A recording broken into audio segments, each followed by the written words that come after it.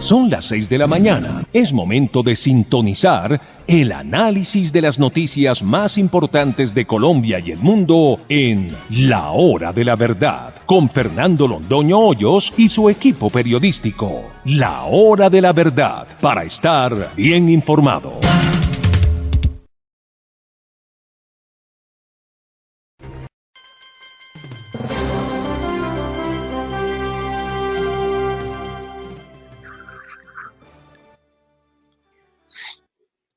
Bienvenidos, esta es la Hora de la Verdad. Son las 6 de la mañana, es el 18 de julio del año 2024. Doctor Fernando, muy buenos días. Muy buenos días, saludamos a todos nuestros oyentes en este jueves, en esta madrugada del jueves. Tenemos muchos temas importantes que tratar con ustedes y los estamos tratando gracias a ustedes. Gracias, pero no nos olviden. Recuerden ustedes, estamos en todas nuestras plataformas, en Twitter, TikTok, Facebook, Instagram, también a través de YouTube. Les encargamos seguir nuestro canal, darle like a las publicaciones y, por supuesto, compartir toda la información. También escucharnos a través del diferido que nos presenta Apple Podcast y Spotify. Ahí usted puede escuchar La Hora de la Verdad. Los titulares, la entrevista del día, el editorial del doctor Fernando Londoño y Al Oído. También agradecemos infinitamente a todos los que hacen posible que La Hora de la Verdad esté al aire con sus donaciones en la cuenta de ahorros del Banco Davivienda de La Hora de la Verdad. Aquí dejaremos el NIT de La Hora de la Verdad y, por supuesto, el número de la cuenta de ahorros. Bienvenidos, aquí empieza La Hora de la Verdad. Ya vamos con los titulares. Ay, ven, tómame una con esta flor, tómame otra con este paisaje. Ay, ma. Así como comparte las fotos de todo lo que ve en el paseo, comparta comprobantes de pago. En la app Davivienda todo es más fácil y sin salir de la app. Descárguela ya. App Davivienda. Aquí lo tiene todo. Vigilado Superintendencia Financiera. Consulte condiciones en la app Davivienda.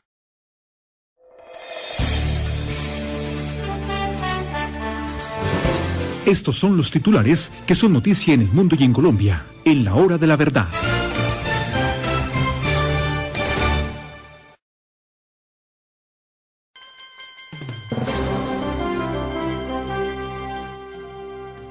Y es momento de los titulares para contarles a ustedes que las declaraciones de Olmedo López que vinculan al ministro de Hacienda Ricardo Bonilla y a una congresista de Arauca con la entrega de contratos al ELN abre varias líneas de investigación en estos momentos en el país ante la Corte Suprema de Justicia sobre el escándalo más grande en la historia reciente de Colombia, que tiene que ver con la unidad de gestión del riesgo donde estuvo Olmedo López, quien fuera amigo cercano y personal de Gustavo Petro y quien fuera aspirante al Senado de la República en la lista de los decentes que apoyó el hoy presidente de Colombia.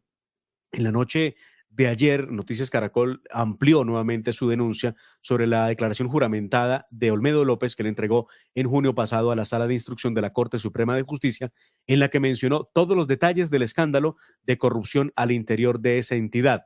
Recuerden ustedes, no solamente se trataría de los más de 47.000 millones de pesos en el tema de los camiones y los carrotanques para poder recoger agua y entregarla a las rancherías en La Guajira, sino también de 3 contratos de por lo menos 90.000 millones de pesos que habrían sido direccionados también para buscar apoyos. Inclusive se habla de conseguir los votos en el Congreso de la República para asegurar el paso de las reformas de Gustavo Petro. En esa declaración también se revelaron los detalles sobre los supuestos actos de corrupción que llevarían al direccionamiento de contratos al grupo guerrillero de el ELN para que no se levantaran de la mesa de negociación. Los vamos a contar detalle a detalle ahora en nuestra sección de Al Oído para que usted se entere de cómo va esa olla podrida de lo que está pasando en el gobierno, doctor Fernando. Colombianos, qué vergüenza, qué dolor de patria. Para que Petro tenga mayorías, centenares de miles de millones de pesos vuelan para la unidad de gestión del riesgo y desastres. Centenares de miles de millones de pesos. Esto empieza con una resolución del ministro de Hacienda que le pasa a esa unidad de gestión del riesgo una cantidad de dinero absolutamente fabulosa. Y entonces ustedes van a oír la historia de 3 contratos que se hicieron supuestamente para manejar el río Magdalena y que se hicieron para cosas muy interesantes y desde luego ningún contrato se cumplió.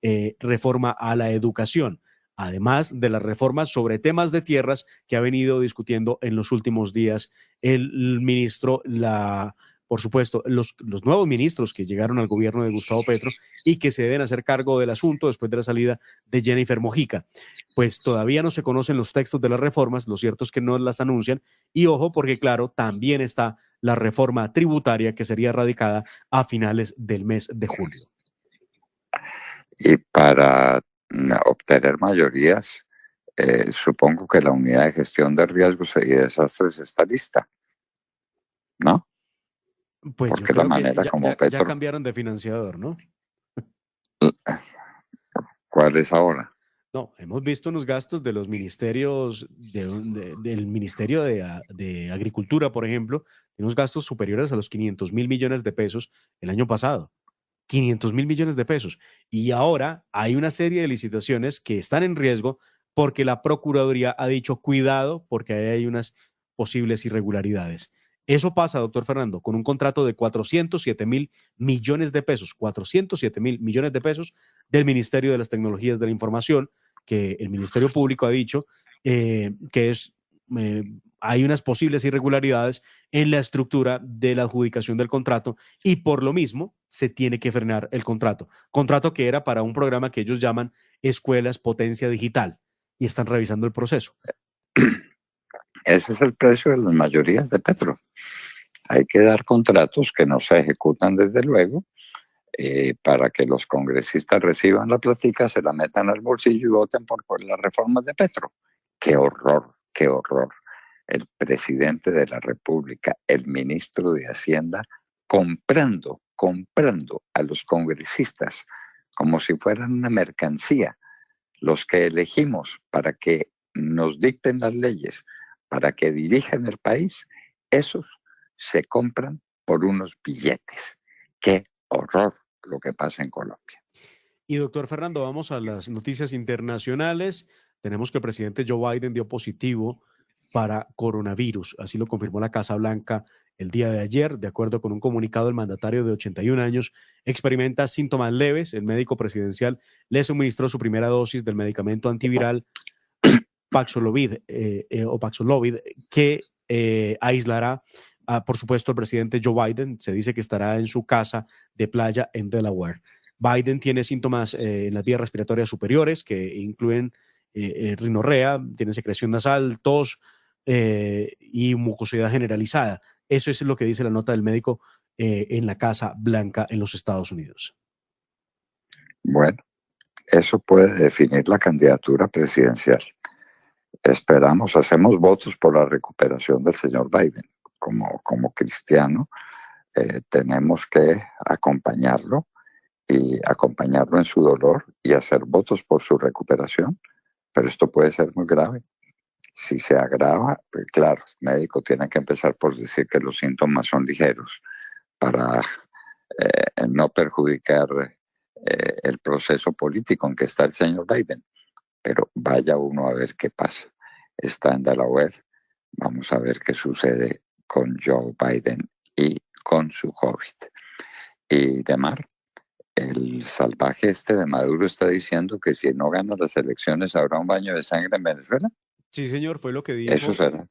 Fue lo que dijo en las últimas horas. Solo faltan 10 días para las elecciones en Venezuela y Maduro dice exactamente eso. Habla de un baño de sangre si los simpatizantes del gobierno no aseguran su victoria en las elecciones del 28 de julio, de este año, generando una gran polémica al respecto de sus afirmaciones, porque esto endurece el tono, por supuesto, en momentos en que han capturado de manera ilegal, irregular, al jefe de seguridad de María Corina Machado y de la campaña que está haciendo con Edmundo González. Bueno, y en Bolivia siguen agarrados Arce y Evo Morales. Entonces Evo Morales, que fue el sirviente, Arce, que fue el sirviente de Evo Morales, está agarrado con él. Un golpe de Estado que todos dicen que fue un simulacro sin ninguna necesidad para llevarle opinión a favor de Arce y Arce enfrentado a Evo Morales. Y dice que la situación es muy difícil porque cuando antes había oposición, el opositor no era un hombre como Evo Morales.